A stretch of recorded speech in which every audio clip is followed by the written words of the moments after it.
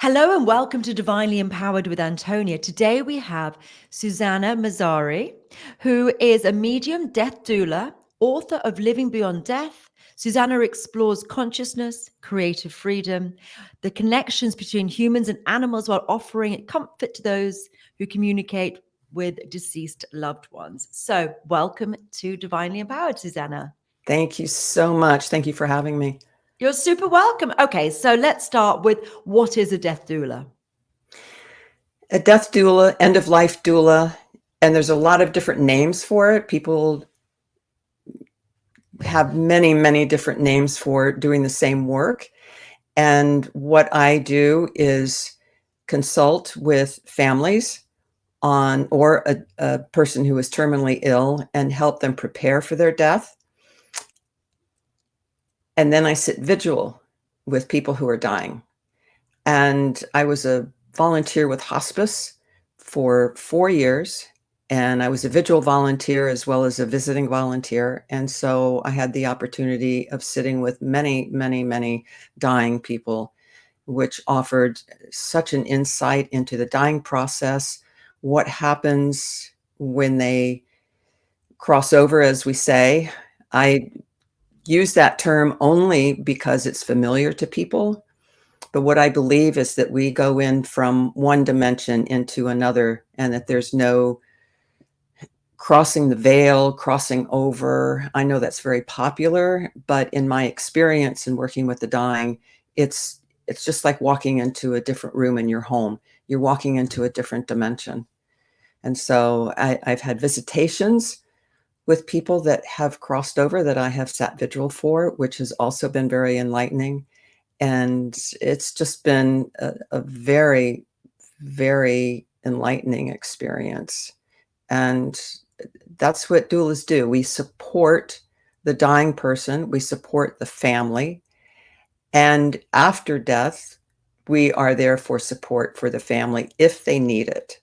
Most of the time, a family likes to gather together and be together, and they don't really need any kind of after death work or processing. They like to do that on their own and be together as a family. But it's a service that's available. So, what happens when we die? I like to call it, and I just heard somebody describe it this way. We have designer deaths. We have designer lives and we have designer deaths. In my book, I refer to it as individualized way of dying and an individualized life, that we design our life before we come in to being born into this reality. We set up our families, our friends, things that we're going to work on, things that we want to learn. And we do all of this and make agreements. And we come into this lifetime with a framework, with a plan. And a lot of things, because consciousness is free flowing and there's no limitation and nothing is really set in stone, that we can change our paths if we so choose. But that we usually come in with a plan and we usually stick with it, and we can make agreements along the way or cancel agreements or whatever. And so when a person dies, the way that they die is wrapped around their belief system on how people die or what their death is or what they believe death to be. Now, I had a woman who it took her, I don't know, 3 days. It's usually 3 days it takes people to die. Once they enter into the transition and start the dying process, it's usually 3 to 5 days, mostly 3. And this woman fought all day long on her 3rd day, tried to get out of bed. The morphine didn't work. The anxiety medication didn't work. She wanted to get out of that bed. She wanted to escape. And it wasn't until her last couple of hours that she calmed down and let go. What I received after death was that that's what her belief was. She believed that she was supposed to fight death. And that's what she did, according to her beliefs. People who have certain belief systems, if they're very religious, I've seen them see angels. A lot of times family members and friends and pets can be in the room with them. A lot of times during the transition phase, when they're still conscious, they will see these relatives or their pets. They will talk to them. They will have conversations with them. And one thing that medical staff is learning now is to let them alone and let them talk, and don't try to correct them if you don't believe that they're speaking with deceased loved ones. Don't say anything, just let them speak, because they really are talking to them. And so during the dying process, and when they go into this transition, people stop drinking and eating. And families think that, oh my God, they're starving and they need something to drink. They need an IV to get fluids in them. It's not that way. They do not feel hunger like we do when we get hungry, when we haven't eaten after 6 hours. They don't feel it. And they're not thirsty anymore. And the body is shutting down. And the body, we've been dying for a long time. Ever since man has been on this earth, we know how to die. It's genetically coded within us. Our body knows how to do it. And everything shuts down in its own timing. And like the chakras, we have the 7 main chakras, and then we have like hundreds of other chakras within our body, these energy points. They're all over.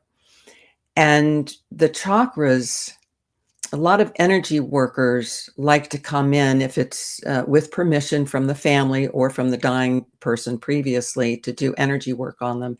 And they try and level out the chakras or give this chakra more energy. No. They know what they're doing. Everything shuts down in its own timing. Everything vibrates in its own vibration and frequency. And the body knows what it's doing. All you need to do there is to be a comfort to the person who is dying, and be a comfort to the family, and let them know that everything that's happening is normal and natural. And so when people go into this unconscious state, they go into rapid breathing, and which it's not very pleasant to hear, but it's called guppy breathing. And there's apnea that happens. So they're doing this rapid breathing, and then they go into this apnea. They hold their breath, and then they start breathing again rapidly. And this goes from rapid breathing to occasionally having the apnea to having more apnea instead of breathing, until the person takes their final breath. And I get really emotional. Sorry.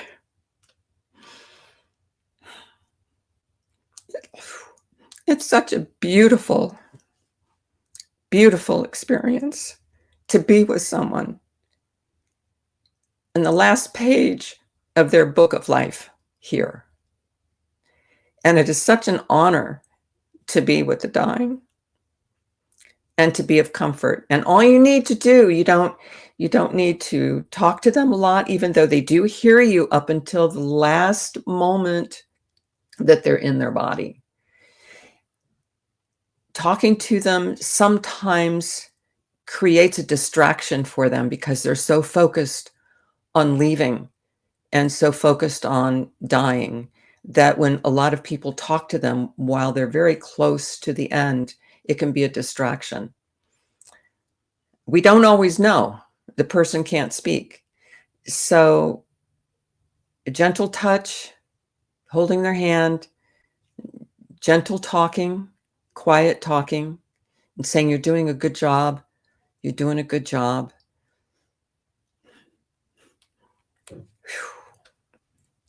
Sorry. Beautiful. It's just amazing. And the people that do this work, I haven't done it since COVID. I haven't volunteered or helped a family since COVID. It just knocked everything else out. And then I began writing my book.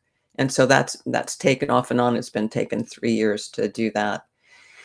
But there have been so many experiences that I've had working with the dying that it's just been an incredible education, really, and soul changing. It's really beautiful. So there was one instance where you ended up piggybacking on someone passing over. Tell us more about that. That was an interesting one. I did. It's called shared crossing. There's Raymond Moody, who coined the term near-death experience, also coined shared death experience. There is a website that you can go to. It's Shared Crossing, if anyone is interested in that. I think it's sharedcrossing.com. I'm not quite sure about the .com or .net or .org. And it was my very first vigil. And I had gone to see this woman a couple of times. She had just come into hospice. She was in the nursing home. She was a lovely, lovely, lovely woman. And I would sit next to her and talk to her and hold her hand. And she would take my hand and she would kiss it and just kiss it and kiss it. And she never talked back, but she always was looking at my face when I was talking to her. And then when I left, she would blow kisses and I would blow kisses back. And then I was called to sit vigil for her. I mean, she had transitioned within a day. I mean, it was very fast after she came into the nursing home.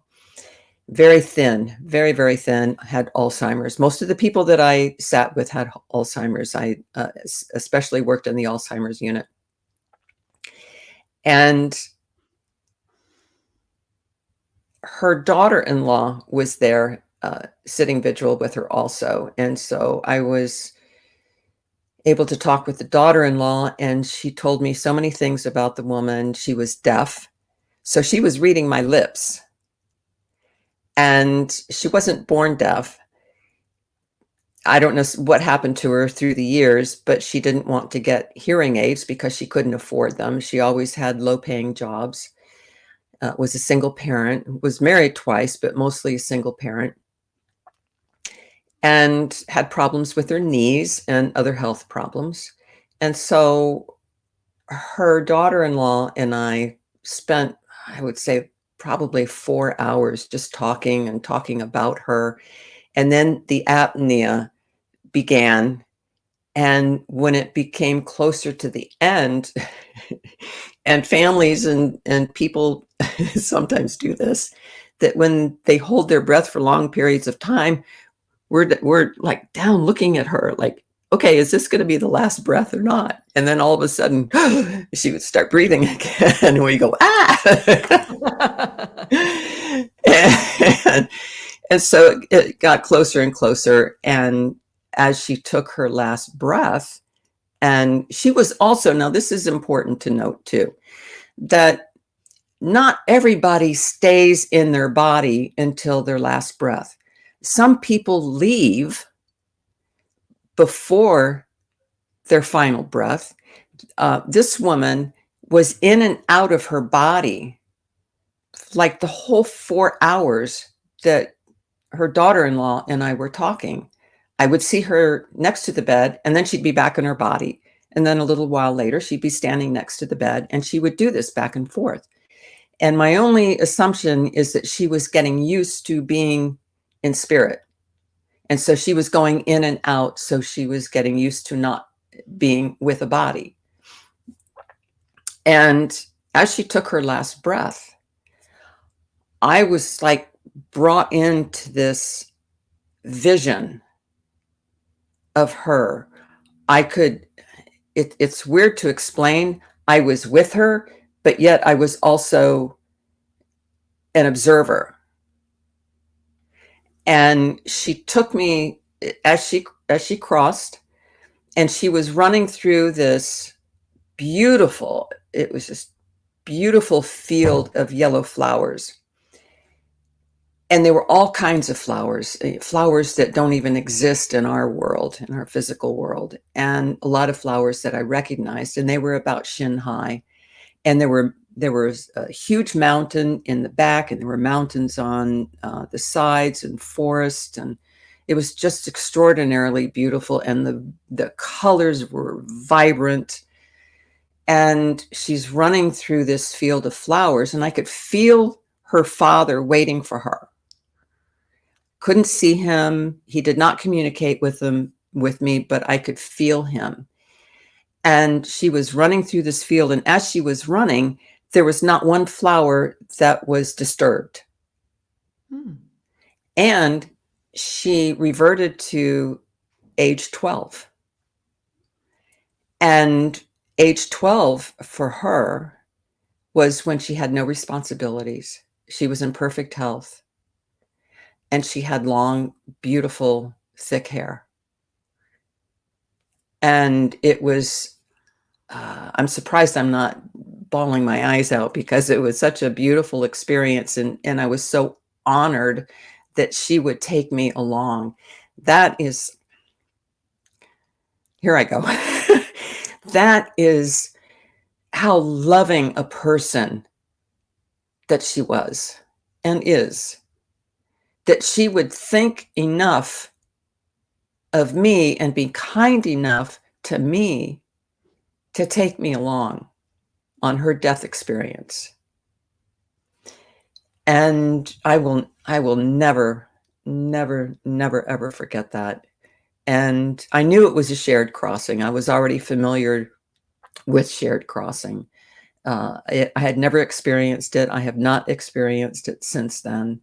I may never experience it again in this lifetime, but once it is enough to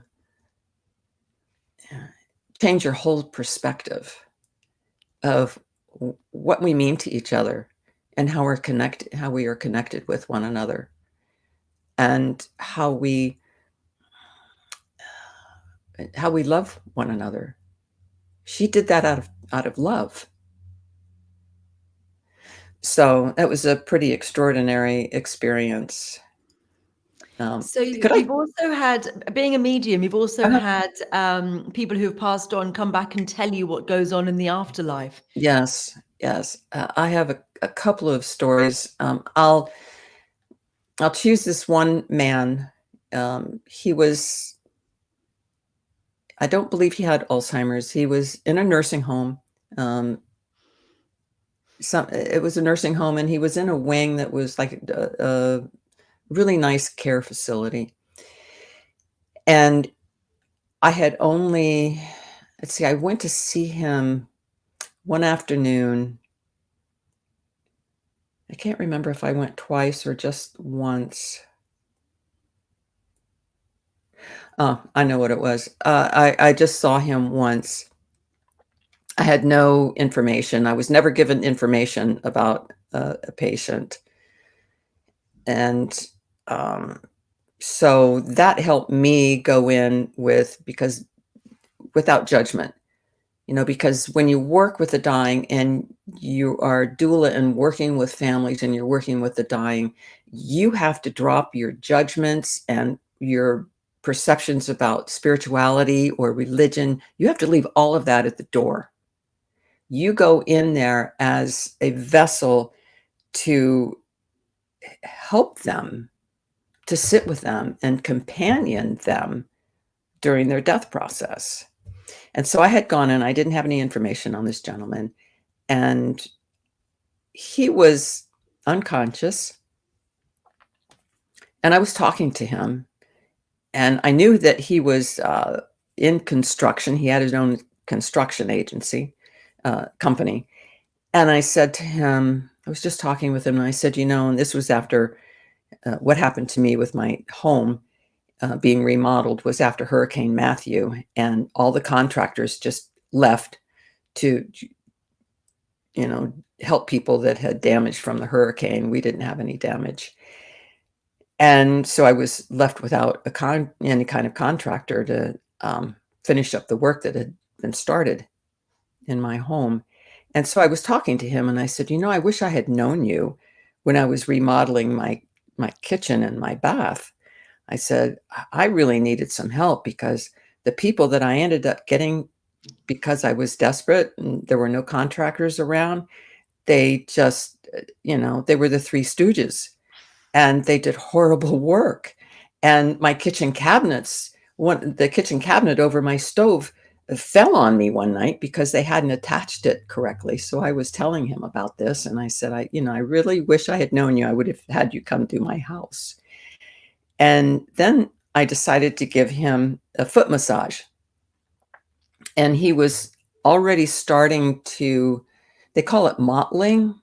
And it's when there's less oxygen in the body and there are purple areas that show up on the body because of lack of circulation. And so I just went to give him a gentle foot massage, and I'm looking down and I'm massaging his feet and looking at his contractor feet because he was on his feet a lot, and just giving him a really nice foot massage. And I looked up and he was awake and staring at me. And this is what we call a last hurrah. And when people right before they die, they have a burst of energy, and they can be wide awake, and they can be eating, and they can be drinking, and they can be talking with family.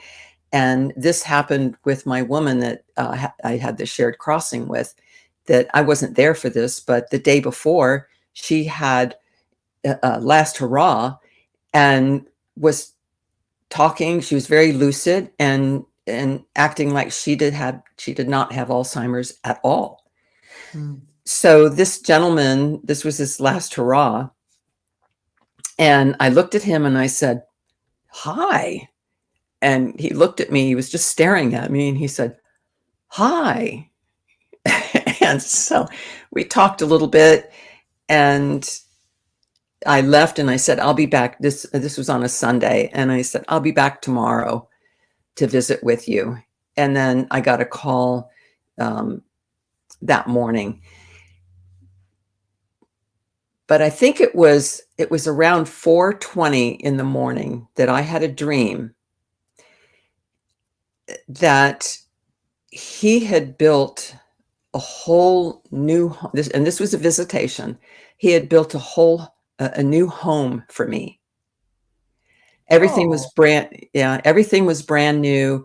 It was exactly how I would, the style of house that I would want. It was the type of decorating that I would do. And when I saw him in my dream, he was delivering a new refrigerator. And he was dressed in these off orange overalls, and brand new. And he looked like the guy on HGTV. I think his name is Mike Holmes, and he's from Canada. And I watched him for years, and he would go in and fix what contractors screwed up in somebody's home. And he looked exactly like him, but not him, at the same time. And so he had on these work boots, brand new. And I was just in awe of my new home. And now, you know how dreams are. I had written him a check and I handed him the check. This was in the dream and visitation of me thanking him and handing him this check. And so that was the dream was at 4:30. I called the nurse that had the hospice nurse because I was friends with her. He died at 4:20. He came to visit me at 4:30, I believe it was. It was like within 10 minutes of his death. He came and gave me that house. Nice. And it was like, oh man, people are so amazing. Can be. They're so amazing. So what about death anxiety? So that's very common. It is. People, we have a very hard time with death. People fear death. We express our fear of death in many different ways. A lot of people who are type A personalities, people who are adrenaline junkies, sometimes really fear death. And it's in a way of confronting, when somebody is an adrenaline junkie, and I mean no disrespect for people, who participate in extreme sports or anything like that. But there's an element of a fear of death in there, and that they're going to outchase death. A lot of people who are A personalities, and they're constantly doing things and producing and workaholics. That's another form of fear of death, that they're trying to get in as much as possible into this lifetime and do as much as possible and to accomplish as much as possible before they die. And this is all subconscious stuff. This isn't conscious thinking. This is all subconscious stuff. And a lot of people have an outright fear of death. And it could be they don't fear death, but they fear, am I going to feel pain? Am I going to be in pain? Am I going to be incapacitated? Am I going to be a burden to my family and my loved ones? So there's that kind of fear. We have all kinds of fear around death. We don't like to think about our own mortality. And people don't get their wills done. They don't have any advanced care planning where they can put down in writing exactly what they want in their death. Whether that's so strange. I don't know. I decided to become a tree. I've done the tree pod. That's in my will. Have you seen that? Yes, they yes. take your ashes and make you into a tree. So I've decided to become a tree. Yes. And I have in my book, I have 2 chapters that deal specifically with doula work, what a doula is, and how to prepare for death. And it's in the art of dying.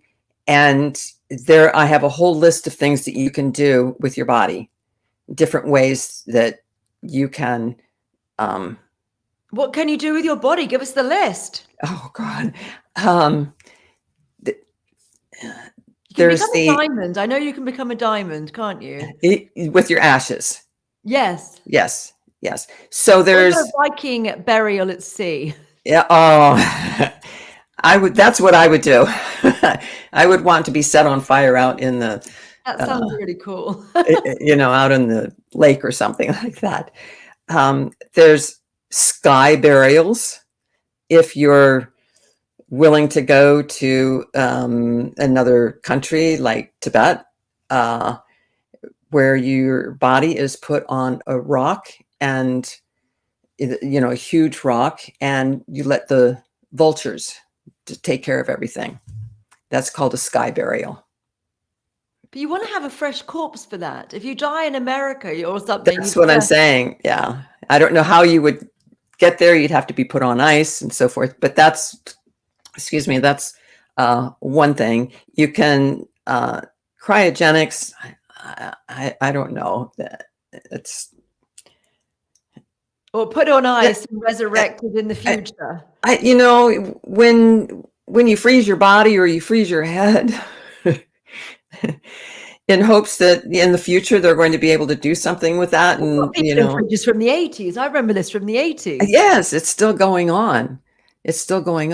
But that, in a way, that is for me, and this is totally my perception, and I'm not making a judgment on people who do that. But if a family does that, if they have a child that they do that with, is that not really coming to terms with their death? Have they moved on? Would the spirit have moved on? I just remember Vanilla Yes. Sky Yes. and, you know, getting stuck. Do you remember the movie Vanilla Sky? And then the consciousness going into the computer and then him running out of money and then everything goes terribly for him. But I think that if you have your consciousness uploaded into a computer, maybe you're not allowing yourself to move on. I don't know about having your consciousness uploaded. But once the consciousness leaves the body, it's, you know, you're off into the wild blue yonder. How do you know when it's left the body?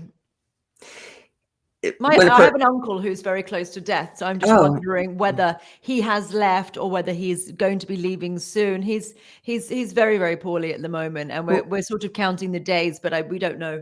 is he still conscious?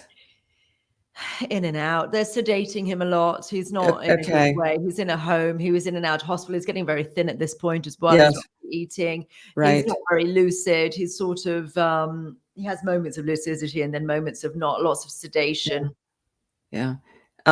It doesn't sound like he's transitioned, but he's not fully into the dying process. He's in the dying process, but it sounds like he's not close enough. But the dying will surprise you. You might think they have another 3 days and they could turn and be gone within 10 minutes. You know, yeah, they think he's going to be gone by Christmas, but you know, it's really hard to know this sort of stuff. And he could have a few weeks or longer, but he's bedridden. I mean, what's his name? John Harman. Name. Just John? John Harman, yes. Can you tune in?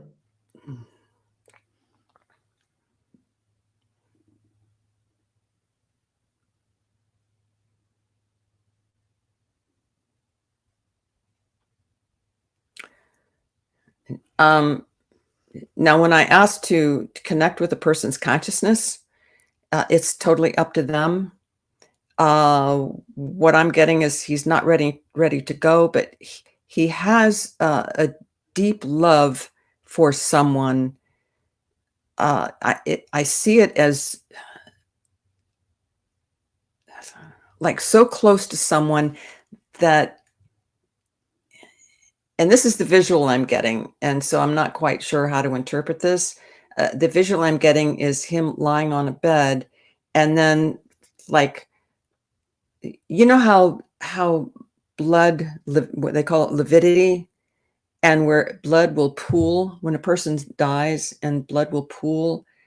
It kind of feels like that is underneath him. And I'm not quite sure how to, like, inside of him, but like on the bottom, if he's lying on his back, it would be very close to the skin, and it kind of molds his body. And it's brown. I see it as brown.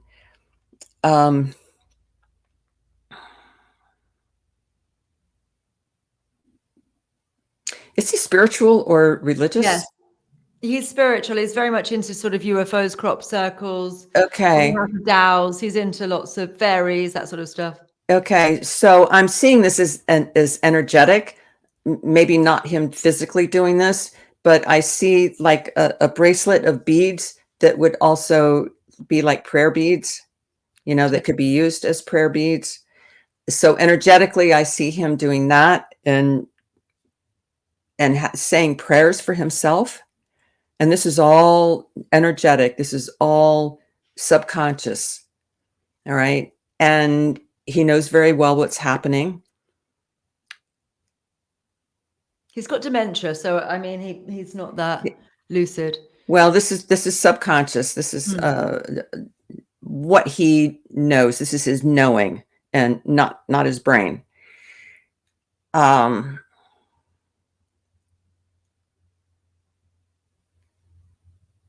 It's going to be very peaceful for him. He's expecting a very peaceful death, and he's ready. I think he's been ready for a while. He's been saying that he wishes he was dead. He's his soul. He's been in pain, and he's just the biggest issue he has is his brain's never been quite right. He was he had a full blood transfusion when he was born, and His brain and his concentration has never been quite right. He's never Right. really had a job. He's never really had Right. a girlfriend. He's never really experienced life fully. I feel very that he is his soul, his energy, his essence. He's very calm about this. He's ready, but it's not time. Any idea when time might be? Mm-mm. It's all up to him. It's all up to him. Mm, Um, he's working on things, which is why the prayer beads. And he's just going, he's just like taking inventory with them. It's like going through these beads and he's taking inventory of his life. okay. And so this is on a soul level. And he's very, very calm, and there's no anxiety about this at all. Good. Um, Lovely. he's going to have it's going to be very peaceful for him, and he's going to have a very beautiful transition. Nice. And he is in and out of his body. Yeah. He goes in and out. So he already knows where he's going and what he will be doing. Nice. And okay, and he's going back to his ET family. Oh, nice. He'll be with his ET family. Yeah, I think you'd like that. So, what do people need to know about dying? That it's not painful. Dying itself is not painful. What the body goes through, it may be painful, but the dying itself is not painful. And if anyone has had a death experience, which is called near-death experience, I call it a death experience because you do actually die and come back. If you've seen any of the near-death experiences that people have, there's a ton of them on YouTube. I watch some of them, and I'm just in awe of what people have experienced. And through a couple of my own experiences through visions, is that there is what you have to look forward to is unconditional love. Amazing. And peace and acceptance. And there is no judgment. People think that, they're going to be judged. If you feel, because I believe we create our own reality, that we also create our own death experience, and we also create what happens to us when we cross. Wonderful. Based on our belief system. And you will not be judged. You are your own judge. There is no time. There's only thought and dimensions, and you can create whatever you want. You can go wherever you want. You can do whatever you want. And there was, I did a reading for this mother and her daughter, and her son had crossed over. He came through, and he was loved. He was showing me he just loved being on dirt bikes. And so he was on the other side. He was traveling. He was going through all kinds of different countries, and he was doing this on his dirt bike, and he was going up mountains, and he was just doing this. And, it was all about dirt biking. Amazing. And she said, "That's not my son." And I said, "Well, that's what he's showing me." And she said, "He wouldn't be doing that." And I said, "Why not?" I said, "They can do anything they want to when they're on the other side." And she said, "Because he was wheelchair bound through his entire life." It's like, well, he's not wheelchair bound now, and he's doing what he wanted to do when he was alive. So you can do that. There's another woman who she comes to me every year because her daughter had died in an automobile accident when she was 16. So This young girl who died at 16 had created a farm for helping horses who had died violent or tragic deaths. And each year, what this girl is doing on the other side is expanding. And when I did a reading for her mother, which was almost a year ago, it'll be a year in December, she had given the farm to another young girl who had passed. And this other young girl was taking care of the horses and the farm and so forth.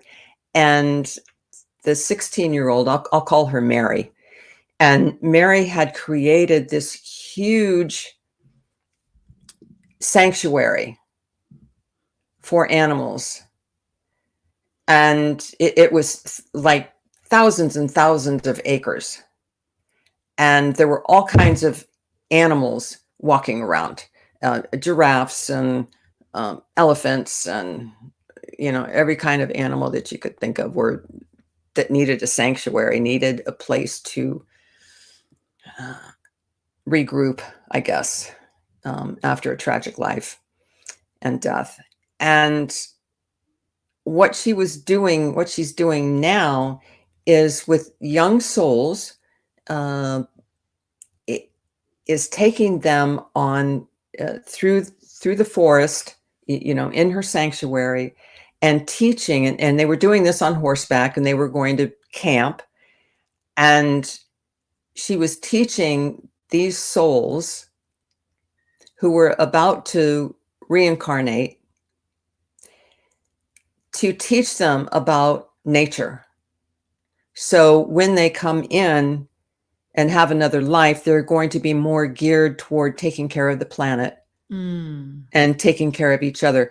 So I want people to be encouraged, because there's a lot of negativity going on right now, and a lot of negativity with the environment and how we're destroying the planet, and people just aren't paying attention. They're not waking up about it, that we need to take care of what we have. For sure. And be the stewards of the earth and not the destroyers.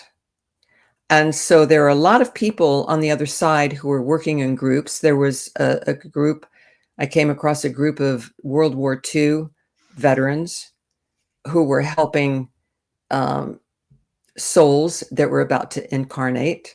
And so there's a lot of work being done by people, by souls on, quote unquote, the other side, that are assisting souls that are coming in. And so there is something being done, and it's just going to, have to go through the process and generations, but we're starting that. There's people on the other side who care, and there are souls that care, and they are coming into this reality to change things, and they will, but it's going to take time. And so it's, I keep a positive outlook, and I believe in humanity. I'm not always pleased with human beings on a one-to-one basis, but we are so powerful. Our consciousness is unlimited, and we put all of these restrictions on ourselves and other people, and we are such powerful creators and co-creators, and we have the ability. We could make this world a paradise if we wanted to. We're not sent here to suffer. We choose to suffer. That is true. So your book, tell us about your book, Living Beyond Death. So it contains all the things we've been speaking about. Anything else? Anything else you want to highlight about your book? I have a list of the chapters. Mm-hmm. So there's the prologue, and which just basically is short for what the book is about. Dear Reader, which is a lot of my background. Dear Reader has a lot of, it's long, but it's good. And it talks about where we are with consciousness. And the next, the first chapter is The Fascination with Life and Death. And this is where I have some really wonderful stories. There's a story of Anne Green's hanging in 1650. And this all goes back to our fear of death and how we try to beat death. And so Anne Green's hanging was in 1650 in England. And she had become pregnant. She was a maidservant, and she had become pregnant by the I don't know what you call him. Sorry? The master of the house? Yes, by his grandson. Mm. And she either had a stillbirth or I believe it was a stillbirth, and she buried the baby. And somebody found out about it, and so she was hung. And on the property, they built a gallows and they hung her. And at that time, when someone was hanged, they had to stay on the rope for 30 minutes before they took them down to make sure that they were dead. And so her friends and the other servants in the house, they would pull her down and then lift her back up again and pull her down, trying to make the process a lot faster for her. Well, you need to break the neck, don't you, and put them over the edge of something rather than just suffocating. Yes. Angling. And so they took her down. They took her to the Oxford Medical School, and somebody discovered she was still alive. And so they pounded on her chest. There's several stories. When I looked all of this up, there were several stories. The one that I went with was that he had stomped on her stomach and her chest and to try and revive her. And then eventually she was revived. And then in 1769, there was the Anne Wortman drowning in Amsterdam. And they revived her. They took her to a tavern into the upper floor and had the apothecary come. And what people did to revive, and this is all how we have come to having CPR and reviving people and using, the electric, what do you call it? Defibrillator. Oh. Yes. And so they tickled the back of her throat with a feather. Now this is my favorite part of the story, because what they did at the time is that they would blow smoke up a person's rectum to help revive them. Now, what that did was it's true. It's true. I think that's where the term blowing smoke up your ass. That's right. I think that's where that came from. And it was to stimulate, because tobacco is also a stimulator as well as a depressant. And so it would stimulate the adrenal glands, which would get the heart pumping more and would help revive them. Well, that's an alternative to coffee, isn't it? Yeah. So they revived her and they put warm compresses on her and blankets and rubbed her down with something, rosemary and something else. And she came back to life. But there's a whole story of how during the 1700s, 16 and 1700s, they used to revive people. And it's really fascinating. And so, and then it goes in, with our fascination with life and death. And then the next chapter is life, creative freedom, and the fear of death. And so I go very deeply into our fear of death. And then the art of dying. And the next chapter is dying well with an end-of-life doula.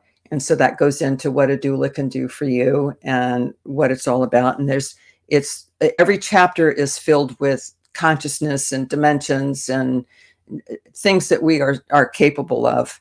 And then the next chapter is Finding Consciousness. It's a very good chapter. Animals are living souls. This is my absolute favorite chapter. I go into deeply about the consciousness of animals and how we can learn from animals and stop treating them the way that we do. We just treat them horribly. And they have such a high level of consciousness that we really need to take a look and learn from them. So after that is the art of mediumship. So I go into mediumship and I talk about the difference between having a gift and having a talent for mediumship, channeling, or anything else. True medium and a true channel, authentic medium, authentic channel, will be born into it. It isn't something that you can decide to do and be really great at it. You're born to do it. People, authentic channels. My husband is a channel. He's been channeling for 52 years. And he was channeling in the 70s when there were just a handful of people. And he was born into it. And people, authentic channels, they make agreements with their source, with the person that now the source does not take over a person's body. There's a big misconception about that. They don't enter the person's body and then speak. They merge. Ghost lied to us? Whoopi Goldberg wasn't true. It's just a merging of consciousnesses.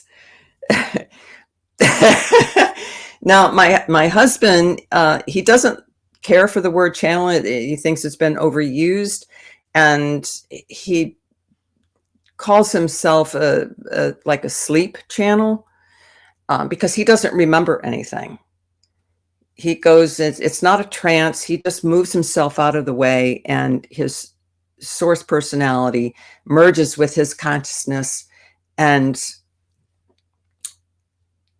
gives us information. We have a lot of YouTube videos, both on his channel and my channel.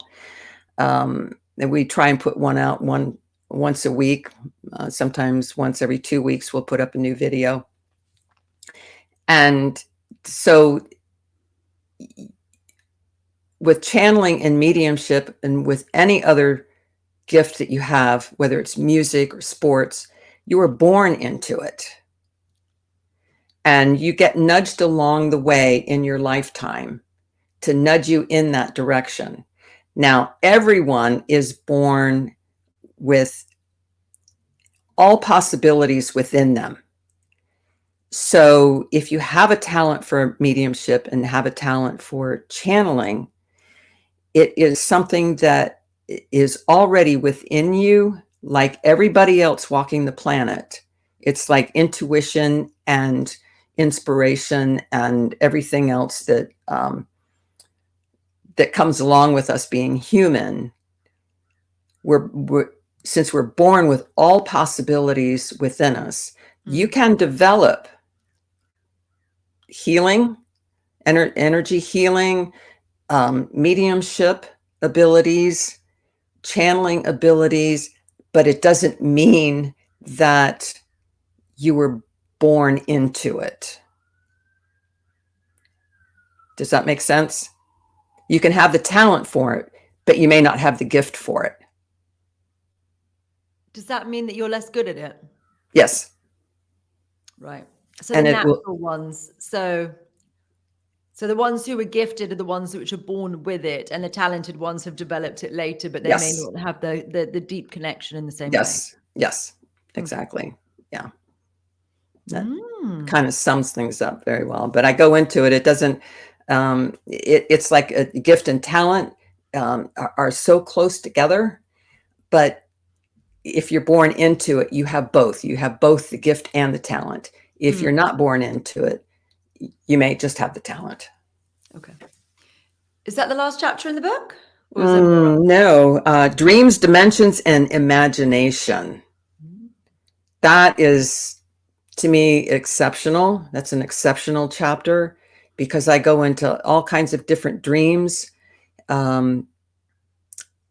where there are times when you can be dreaming in this reality and also dreaming in another dimension at the same time. And it can be very confusing, and some people may interpret it as nightmares. Right. So I go into that. I go into deeply into dreams, dimensions, and using your imagination. And sprinkled throughout the book are exercises for people to do.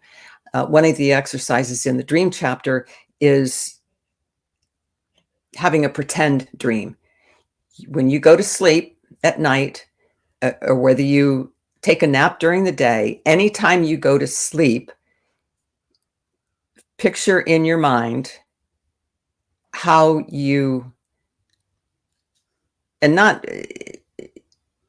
use, you can change it around, but have the same theme of what you want to dream, and just keep thinking about that, keep imagining it, because you're using your imagination, and imagine the kind of dream that you want to have, and do this over and over and over. Do it every time you go to sleep, right before you go to sleep. I have a problem because I go to sleep really fast. And so before I've even finished a thought of the dream that I want, I'm already out. I go to sleep fast as well. It's a beautiful thing. It is. It is. And then automatic writing. I have a section. It's a short chapter, and it's on automatic writing that I received. And I printed out something. I was wondering if I could read it. And this was something. Yes. Okay. This was something that I got in automatic writing. And I have 3 personalities that help me with automatic writing. And so this was talking about love. And Love. Oh yeah, yay! And if you watch the YouTube videos on people who have had near-death experiences, they will all tell you it's all about love. It's all love on the other side. It's all love. And so this came through one afternoon. Love matters. Love is the driving force of the universe, which is consciousness. Consciousness is love. Love is the primary law of the universe. It would behoove all to think of our universe as living, breathing, fluctuating, ever expanding and contracting entity whose sole purpose is creation. Love is deeply implanted in the purpose of the universe, and it is out of love that you exist. It is because of love that you are here to express your own purpose, your own individual and collective expressions of the very love that brought you here. Love does not conquer all because love is the all. It is everything. It is out of love that you need to understand that consciousness is the basis of the whole of existence. Love is the binding factor of all life. When humans understand the fountainhead of love and embrace the love of one's own existence and personhood, love will stream to Mother Earth and all her inhabitants. No longer will creatures fear man as the destructors, and will see man as protectors and co-creators of this majestic reality, our shared universe and universes beyond. Beautiful. Well, I normally ask for final words of wisdom, but maybe that was it. Or do you that might be a great closing. Wisdom. Was that it, or do you have any other final words of wisdom? That was it. That was the only thing that I printed out from the book. Amazing. Yeah. But from you about death, just final words of wisdom about death and about moving beyond and how death really is. What would you, as final words of wisdom, like to say to our audience? I just want to assure you that you are here for a reason. You have purpose. You have people around you in spirit.